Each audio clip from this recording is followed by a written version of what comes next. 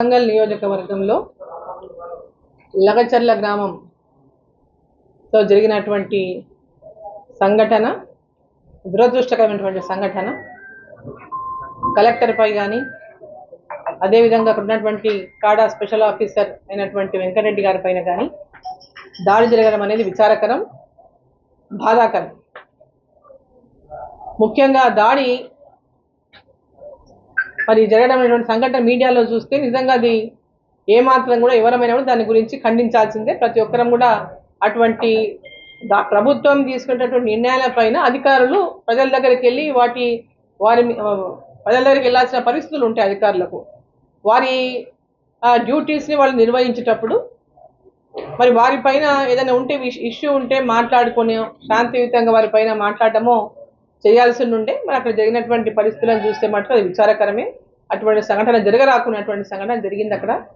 మరి దానికి కొంత మనం ఆలోచిస్తే కనుక ఆ సంఘటన నిజంగా అవాయిడ్ చేసేయాల్సినటువంటి సంఘటననే, ఆ సంఘటన జరగకుండాల్సింది.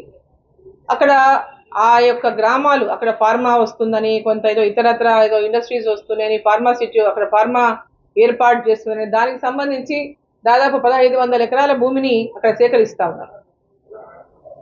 ఇది ఫస్ట్ ఫేజ్ కింద 1500 ఎకరాలు, సెకండ్ ఫేజ్ మళ్ళీ 1500 ఎకరాలు సేకరించడానికి కూడా ప్లాన్ ఉందని చెప్పి అక్కడ ఉన్నటువంటి వాళ్ళు తెలియజేస్తున్నారు. సో ఈ ఫస్ట్ ఫేజ్ కింద ఏదైతే ఫార్మా అక్కడ వస్తుందని చెప్పేసి పెద్ద ఎత్తున ప్రచారం జరుగుతుందో దానికి సంబంధించి ఆయా గ్రామాల్లో ఉన్నటువంటి లగచర్ల కానీ ఆ పక్కన ఉన్నటువంటి 4 గ్రామాల తండాలు ఉన్నాయి, 3 తండాలు. ఆ గ్రామాల ప్రజలందరూ కూడా దీనికి తీవ్రంగా వ్యతిరేకిస్తా ఉన్నారు. అక్కడ ఫార్మాని, ఇక్కడ ఫార్మా కంపెనీలు వద్దు అనేది తీవ్రంగా గత దాదాపు ప్రభుత్వం ఈ యొక్క కొత్త ప్రభుత్వం వచ్చిన తర్వాత ఎప్పుడైతే నిర్ణయం వచ్చిందో దాని తర్వాత పార్లమెంట్ ఎలక్షన్లప్పుడు కూడా మేము ఎలక్షన్ల సందర్భంగా క్యాంపెయిన్ పోయినప్పుడు కూడా వాళ్ళ వాళ్ళ మెయిన్ డిమాండ్ అదే అడిగిండ్రు. మా ఊర్లో ఫార్మా కంపెనీ పెట్టడానికి భూములు తీసుకున్నారు, దానికి మీరు సపోర్ట్ చేయాలి, మాకు ఫార్మా వద్దు ఇక్కడ అని వాళ్ళు, నేను అక్కడికి వెళ్ళినప్పుడు అభ్యర్థికి వెళ్ళినప్పుడు వాళ్ళందరి డిమాండ్ అదే చేశారు అప్పుడు కూడా. సో దాన్ని మాట్లాడతాం, గవర్నమెంట్తో మాట్లాడతాం, మీకు మీ అందరి భూములకు అంటే మీ గ్రామాలలో ఉన్నటువంటి వ్యతిరేకిస్తున్నటువంటి నేపథ్యంలో ఇక్కడ నుంచే ముఖ్యమంత్రి గారు ఎన్నిక కాబడినారు కాబట్టి తప్పకుండా మాట్లాడదాం, సానుకూలంగా దాని మీద నిర్ణయం తీసుకునే విధంగా నేను కూడా మీకు వెంబడి ఉంటా అని చెప్పి ఆ రోజు చెప్పడం జరిగింది వాళ్ళకి ఎన్నికల సందర్భంగా. సో ఆ తర్వాత ఎన్నికలు అయిపోయిన తర్వాత మళ్ళీ ఆ గ్రామంలో ఉన్నటువంటి వాళ్ళు ఈ యొక్క ఎప్పుడైతే ఇనిషియేషన్ ల్యాండ్ అక్విజిషన్ అవన్నీ కార్యక్రమాలు ముందుకు తీసుకెళ్తున్నటువంటి నేపథ్యంలో వాళ్ళు ధర్నాలు ప్రారంభం చేసారు. ఇక్కడ ఈ ఫార్మా కంపెనీలు మాకు వద్దు అని ధర్నాలు చేస్తూ ఉన్నారు. ఎన్నో రోజుల నుంచి అక్కడ ధర్నాలు చేసిండు, కంటిన్యూస్గా ధర్నాలు చేసిండు. వాళ్ళు నన్ను కూడా ధర్నాకు వచ్చి మాకు మద్దతు పలకాలని చెప్పి నన్ను ఆహ్వానించిండు.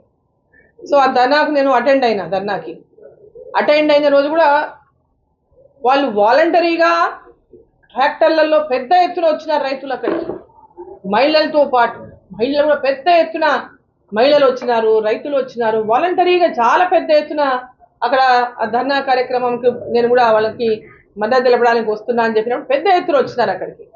సో ఆ రోజు జరిగినటువంటి ఆ కార్యక్రమం ద్వారా నాకు చాలా స్పష్టంగా అర్థమైంది, వాళ్ళు ఎట్టి పరిస్థితుల్లో కూడా ఇక్కడ ఫార్మాని రావడానికి వాళ్ళు ఇష్టపడడం లేదు, అడ్డుకునేటటువంటి మా ప్రాణాలు పోయినా సరే మేము అడ్డుకుంటామనేటటువంటి స్థాయిలో వాళ్ళు మాట్లాడారు అక్కడ. సో ఫార్మా కాకుండా వేరే కంపెనీలు వస్తే ఓకేనా మరి ఎంప్లాయ్మెంట్ గురించి అని మాట్లాడినప్పుడు ఫార్మాకి మేము ఖచ్చితంగా వ్యతిరేకం, గవర్నమెంట్ భూమిలో వాళ్ళు ఏమైనా పెట్టుకోమనండి, ఫార్మా కాకుండా అలా ప్రభుత్వ భూములు ఉన్నాయి, మా పట్టా భూముల జోలికి రావద్దని చెప్పి వాళ్ళు పదే మాట్లాడింది. అక్కడ గవర్నమెంట్ భూమి కొంతనే ఉంది, దాదాపు 200 ఎకరాలు ఉన్నట్టుంది, మిగతా అంతా కూడా పట్టా పొలాలు. వాళ్ళందరికీ కూడా పెద్ద ఎక్స్టెంట్ లేవు, 2 ఎకరాలు 1 ఎకరా 3 ఎకరాలు, అంత చిన్న రైతులే ఉన్నారు, అంతా లంబాడీసు ఎస్సీలు ఎస్టీలు అంతా బీద రైతులు ఉన్నారు అక్కడ. సో దాంట్లో అందరూ కూడా ఆ ప్రభుత్వ భూమిలో కూడా ఏదైనా ఇండస్ట్రీ పెడితే ఓకే, మా భూములు మటుకు మేము ఇవ్వము, మాకు ఆ యొక్క ఇండస్ట్రీ పరిశ్రమలు వచ్చినా కూడా ఏదైనా కంపెనీలు వచ్చినా కూడా మాకు ఇక్కడ ఉద్యోగాలు ఇస్తారంటే మాకు ఏం ఉద్యోగాలు ఇస్తారు, మాకు ఇస్తే 15,000 జీతం ఇచ్చారు, 10,000 జీతం ఇచ్చారు, మాకెవరికి ఉద్యోగాలు కూడా దాంట్లో రావు, మాకు తర్వాత టెక్నికల్ అంటారు, అంత చదువుకున్న వాళ్ళం మేము ఇక్కడ లేము మా కుటుంబాల్లో, సో మాకు దాని నుంచి పెద్ద ఉపయోగం ఉండదు, మా భూములు పోతే మా జీవనాధారాన్ని మేము కోల్పోతాం అనేటటువంటి ఆవేదన వాళ్ళు వ్యక్తం చేసింది. వాళ్ళ యొక్క ఆందోళన నాకు అర్థమైంది. ఇది చాలా ఎట్టి పరిస్థితుల్లో అంటే వీళ్ళు ఎంత ప్యాకేజీలు ఇచ్చినా వాళ్ళు ఒప్పుకునేటటువంటి పరిస్థితి కనిపించడం లేదు. వాళ్ళు ఒప్పిస్తారా, దీన్ని ఒప్పుకునేటటువంటి సరే కొందరు కాంగ్రెస్ పార్టీలో ఉన్నటువంటి వాళ్ళు, కొంత వాళ్ళ భూములతో సంబంధం లేని వాళ్ళు దాన్ని వెల్కమ్ చేయొచ్చు కాక, బట్ ఎవరైతే ల్యాండ్ ఓన్ అంటే సొంతదారులు ఉన్నారో, సొంతంగా ల్యాండ్ ఉన్నటువంటి వాళ్ళు ఉన్నారో, వాళ్ళు ఎవరు కూడా దానికి పాజిటివ్గా లేరనేది కొంచెం స్పష్టమైంది అక్కడ. దాని తర్వాత రోజు నేను ఆ ధర్నా అయిన తర్వాత నేను పోతూ హైదరాబాద్ పోతున్నప్పుడు కలెక్టర్ గారితో కూడా నేను మాట్లాడాను.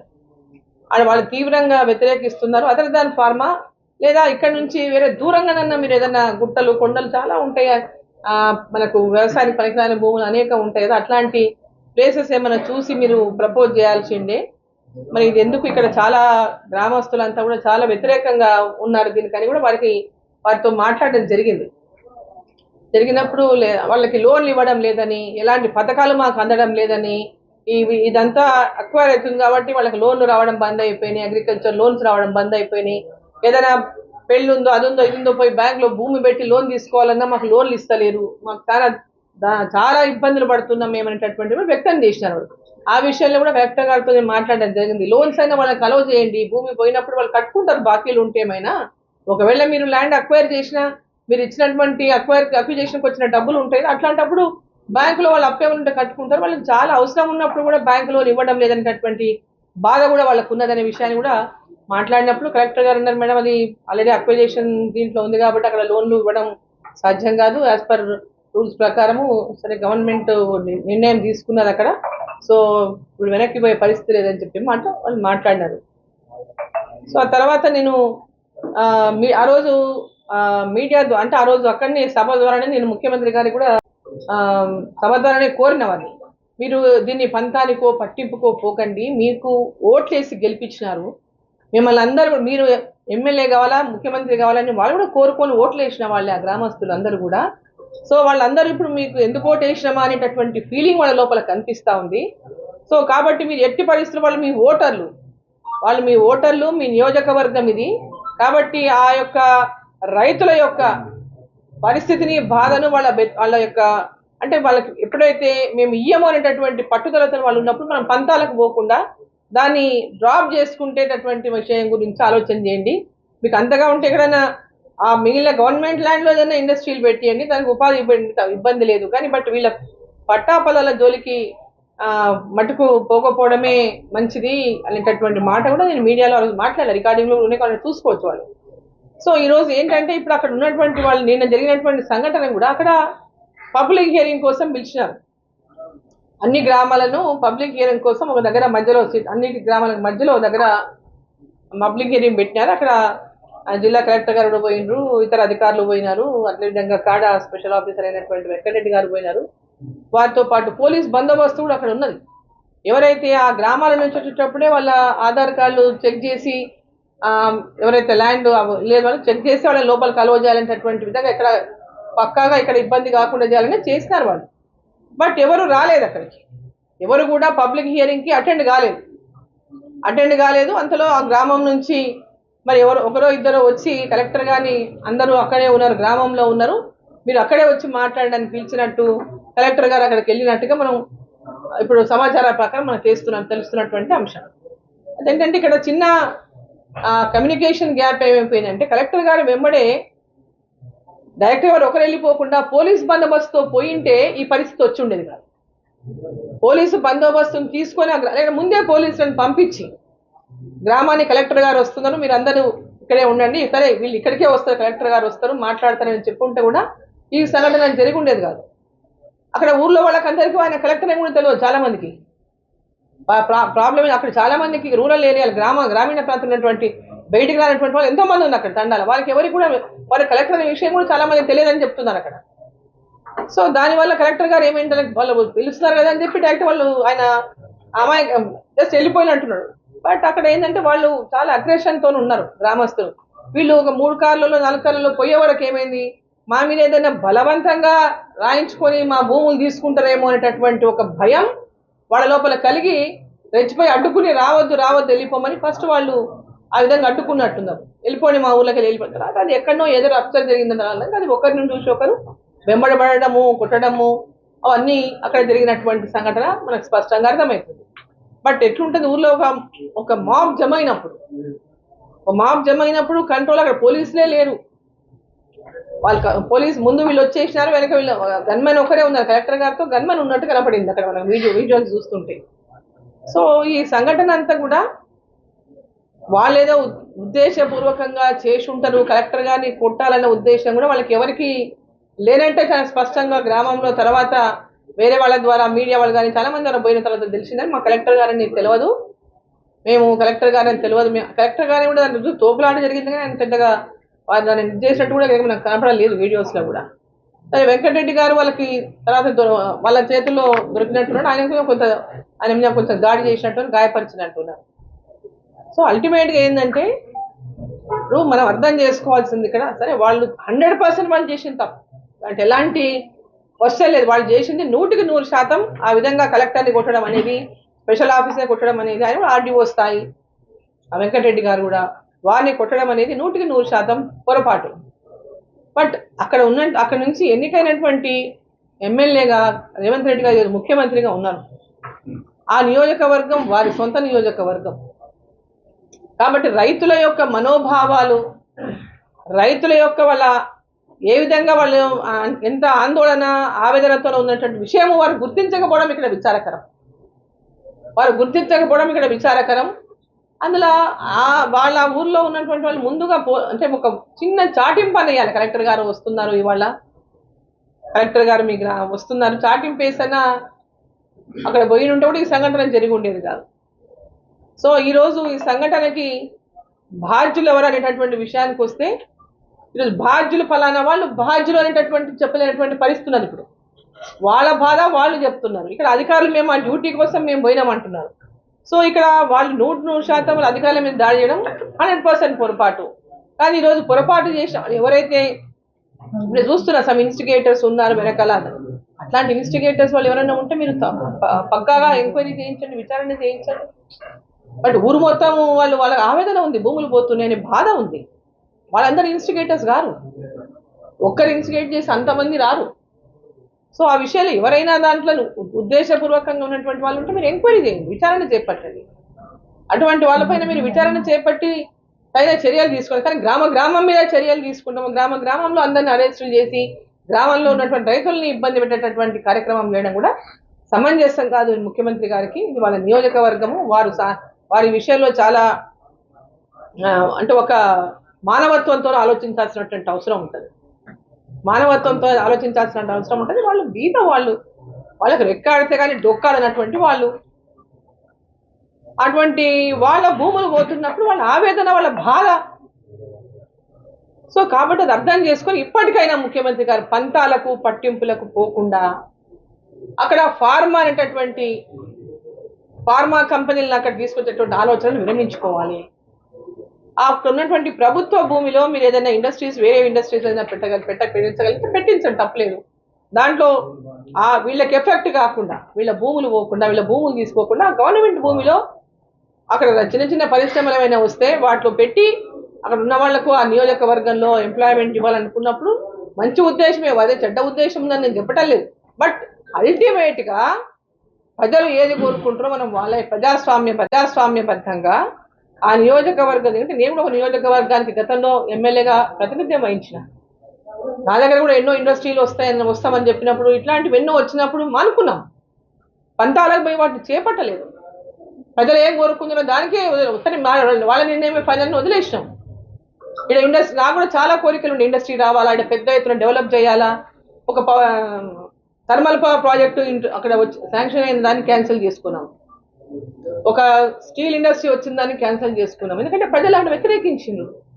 వాళ్ళు వ్యతిరేకించినప్పుడు వాళ్ళ పొలాలు ఇవ్వడానికి నాకు ఇష్టం లేనప్పుడు అది వాళ్ళ కోసమే మనం చేస్తున్నటువంటి పని, వాళ్ళకు వ్యతిరేకించిన దానివల్ల నష్టం జరుగుతుంది లాభం కంటే అన్నప్పుడు మనం వాళ్ళనే గౌరవించాల్సినటువంటి అవసరం ఉన్నది. సో పర్మనెంట్గా వాళ్ళు అక్కడ ఉండేటోళ్ళు, వాళ్ళు ఇప్పుడు బయట నుంచి ఇండస్ట్రీ పెట్టేవాళ్ళు వాళ్ళు ఇండస్ట్రీ పెడతారు, వాళ్ళు రేపొద్దున ఇండస్ట్రీ పెట్టుకుంటారు, ఉద్యోగాలకు ఇస్తారు. రేపొద్దున ఈరోజు మీరు ముఖ్యమంత్రి ఉండొచ్చు, రేపు ఇంకెవరో ఉండొచ్చు, మీరు చెప్పిన మాటని ఎల్లకాలం చెల్తదనేటటువంటి నమ్మకం కూడా మనకు లేదు. ఈ విషయాలు కూడా మనం అన్ని కూడా ఆలోచించాలి. అల్టిమేట్గా మన ప్రజలే మనకు ముఖ్యం, వాళ్ళ యొక్క అభిలాషనే మనకు ముఖ్యం.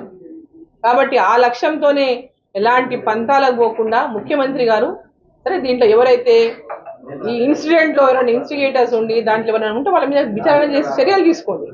అంతేగాని అమాయకులైనటువంటి ప్రజల మీద ఎలాంటి యాక్షన్ ఉండకూడదని చెప్పి నేను ఈ సందర్భంగా నేను వారిని కోరుతున్నా. అమాయకులైనటువంటి రైతుల మీద కానీ అమాయకుల వాళ్ళు ఎంతబడి కొడతానొచ్చు అంటే ఆ టైంలో వాళ్ళ యొక్క ఆవేదన, మా భూములు పోతాయి, మాకు ఎవరు వచ్చిండ్రు గుంజుకపోతారు, సంతకాలు చేసుకుపోతారు, మేము బలవంతంగా రాపించుకొని పోతారు, ఇట్లాంటి భయాలందరూ మనకు ఆ యొక్క పరిస్థితిని కల్పించినని నేను భావిస్తా ఉన్నాను. కాబట్టి ముఖ్యమంత్రి గారు ఈరోజు ఈ విషయంలో చాలా సున్నితంగా వ్యవహరించాల్సినటువంటి అవసరం ఉంది, బాధ్యత కూడా ఉంది ముఖ్యమంత్రిగా. కాబట్టి ఇక్కడ ఈ నియోజకవర్గం ఎంపీగా కూడా నా యొక్క రిక్వెస్ట్ కూడా అదే, అక్కడ ప్రజా వ్యతిరేకంగా మనం నిర్ణయాలు తీసుకోవద్దు, ప్రజలకు వ్యతిరేకమైన నిర్ణయాలు తీసుకోవద్దు. అక్కడ ఉన్నటువంటి రైతులను కూడా అనవసరంగా వారికి ఇబ్బందులు పెట్టేటటువంటి పనులు కూడా కాకుండా చూసుకోవాలని చెప్పి సందర్భం కోరుతున్నారు. ఎవరైతే కలెక్టర్ మీద ఎవరైతే ఇప్పుడు అక్కడ వెంకటరెడ్డి గారి మీద దాడి చేయడానికి ఉద్దేశపూర్వకంగా తీసుకుపోయినటువంటి విషయం ఏదైతే వస్తా ఉందో పోలీసులు చెప్తున్నటువంటి మాట ప్రకారం దాని మీద పూర్తిగా విచారణ చేపట్టి నిజంగా అటువంటి వారు ఎవరన్నా ఉద్దేశపూర్వకంగా ఎవరైనా చేసిన వాళ్ళు ఉంటే వాటిపైన విచారణ తర్వాత వాళ్ళ మీద చర్యలు తీసుకోండి అని చెప్పి ఈ సందర్భంగా నేను కోరుతున్నాను. కరెంటు తీసేయడము ఇవన్నీ అంత పెద్ద పనిష్మెంట్ వాళ్ళకి అవసరం లేదు. ఇప్పుడు పోలీసు వ్యవస్థ పెట్టుకొని, ఇంత ఇంటెలిజెన్స్ వ్యవస్థ పెట్టుకొని ఒక ముఖ్యమంత్రి నియోజకవర్గంలో ఆ ఇన్సిడెంట్ జరిగిన తర్వాత దాన్ని కంట్రోల్లో తెచ్చుకోకపోవడం అనేది కరెక్ట్ కాదు. కంట్రోల్ తెచ్చుకోగలుగుతారు వాళ్ళు, అదేం పెద్ద ఒక విలేజ్ 4-5 ఊళ్ళు, ముఖ్యమంత్రి సొంత నియోజకవర్గం, ఇంటెలిజెన్స్ వ్యవస్థ ఏమైంది? మరి ఆ కలెక్టర్ పోతే అక్కడ ఏమైనా జరిగేటట్టుందని ముందే పోలీసులు వార్నింగ్ ఇవ్వచ్చు కదా, పోవద్దు అక్కడికి, పరిస్థితి ఇట్టుందని ముందే వాళ్ళు అక్కడ. అందుకని అంతకుముందే కాంగ్రెస్ ప్రెసిడెంట్ ని వాళ్ళు రూమ్లెస్ మూసిండ్రు, కొన్ని రోజుల కిందటనే డోర్లే ఒక రూమ్ లో బంధించిండ్రు. 1 మంత్ కూడా కాలేదు ఇంకా. సో ఇవన్నీ ఇన్సిడెంట్స్ అంటే వాళ్ళు ఎంత ఎడ్యుకేటెడ్గా ఉందనే సంగతి ముఖ్యమంత్రి గారికి తెలియకుండా ఉంటుందా, సమాచారం తెలియకుండా ఉంటుందా? తన సొంత నియోజకవర్గంలో వాళ్ళు ఏ విధంగా దానికి వ్యతిరేకిస్తున్న విషయం కూడా తెలిసి ఉంటుంది కదా. సో నేను కూడా ఆ నియోజకవర్గం కాబట్టి నేను రేపు వెళ్ళి ఆ గ్రామానికి కూడా నేను వెళ్ళాలనుకుంటున్నా. గ్రామాలకు కూడా వెళ్ళి నేను అక్కడ లోకల్గా కూడా జరిగిన పరిస్థితి ఏంది, ఎందుకు ఈ విధంగా చేయాల్సి వచ్చింది, ఎందుకు ఈ విధమైనటువంటి ప్రశాంతంగా శాంతియుతంగా పోరాటాలు చేయొచ్చు, శాంతియుతంగా ఎంతైనా పోరాటం చేసి ఆ ఉద్యమంలో వారికి హక్కు ఉంది పోరాటం చేయడానికి, వారి భూములు కాబట్టి వాళ్ళకి పూర్తి హక్కు ఉంది వారి పోరాటం చేయడానికి, ప్రశ్నించడానికి, ఇవ్వమని చెప్పడానికి. దాడిలో ఇన్వాల్వ్ లేని వాళ్ళు చాలా మంది రైతులకు అరెస్ట్ చేస్తున్న సమాచారం కూడా ఉంటుంది. సో ఇవన్నీ కూడా సంబంధం లేని వాళ్ళని అరెస్ట్ చేయడం అనేది ఏమాత్రం కూడా కరెక్ట్ కాదు. అందుకే ముఖ్యమంత్రి గారు చెప్తున్నారు, కక్ష సాధింపులకు పోవద్దండి. వాళ్ళు ఒప్పుకోవడం లేదని చెప్పి వాళ్ళ మీద కక్ష సాధింపులు చేయొద్దు, వాళ్ళు ల్యాండ్ ఇవ్వాలంటున్నారని చెప్పి వాళ్ళ మీద వేధింపులు చేయొద్దు, అది సరైంది కాదు. కాబట్టి అక్కడికి నేను నియోజకవర్గం కాబట్టి నేను రేపు అక్కడికి వెళ్ళి క్షేత్రస్థాయిలో కూడా ఎందుకు ఆ సంఘటన జరిగింది, ఎందుకు జరగాల్సి వచ్చింది, ఇటువంటి వాటికి కరెక్ట్ కాదని వాళ్ళతో కూడా కలిసి ఇటువంటి వాటికి ఎప్పుడు కూడా ఇటువంటి వాటిని ప్రోత్సహించడం కూడా కరెక్ట్ కాదని ఎవరైనా ప్రోత్సహించుంటే కాదని చెప్పి వాళ్ళతో మాట్లాడి వాళ్ళకు కూడా ఏదైనా ఉంటే శాంతియుతమైనటువంటి పోరాటం ఎంతకైనా చేయడానికి పోరాటం చేయొచ్చు, కానీ ఈ విధంగా కరెక్ట్ కాదనే విషయం కూడా వాళ్ళతో మాట్లాడడానికి నేను రేపు ఆ గ్రామానికి వెళ్ళాలని అనుకుంటున్నాను. జిల్లా అధ్యక్షులు మాధవరెడ్డి గారు, ఇక్కడ ఉన్న బీజేపీ నాయకులకు, ప్రెస్ మిత్రులందరికీ నమస్కారం. నేను అయిన ఘటన తెలంగాణ అయిందంటే ఎవరు నమ్మరు, అది తప్పెవరిది ఆ తర్వాత చూపిస్తాను. కానీ ఫస్ట్ ఆఫ్ ఆల్ మేము ఖండిస్తున్నాం, ఎవరు కూడా కలెక్టర్ మీద అట్లా దాడి చేయలేదు. కానీ దాడి చేసిన కారణాలు ఏంది అది కూడా తెలుసుకోవాలి. ఏమి కారణాలు ఏంది, ఇట్లనే ప్రజలు, వికారాబాద్ ప్రజలు, శాంతియుతమైన ప్రజలు అట్లా దాడి చేయరు. వాళ్ళకేమో వాళ్ళ మీద దాడి అవుతుంది, వాళ్ళ భూమి గుంజుకుంటాం అనే అపోహలు ఉండే. ఆ అపోహలు ఎందుకు వస్తుంది? ఎప్పుడైతే ప్రభుత్వం మీద నమ్మకం పోతుందో అప్పుడు వస్తుంది. వాళ్ళు నాకు తెలిసింది ఎవరో కలెక్టర్ గారు కలిసిన వారు అక్కడ ఈ పెద్ద పోలీస్ తోటి పోలేదు, పోయి వాళ్ళతో మాట్లాడుతున్న పోగానే అనుమానాలు వచ్చింది. ఆ అనుమానాలు వచ్చేందుకు ప్రభుత్వం కారణమే, క్లారిటీగా చెప్పలేదు.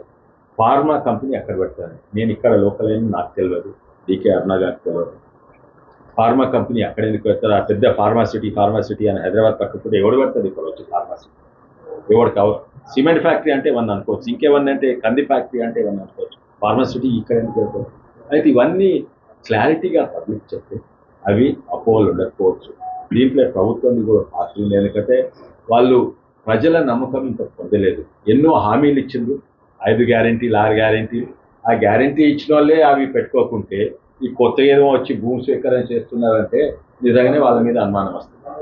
అయితే తప్పున్నది. ఫస్ట్ ఆఫ్ ఆల్ మళ్ళీ ఒకసారి అంటున్నాం, మా పార్టీ వాళ్ళు అయితే దాడి చేయరు, కలెక్టర్ మీద చేసేందుకు ధర్నా చేయాలి, అది తప్పు. కానీ ప్రభుత్వానికి తప్పుంది.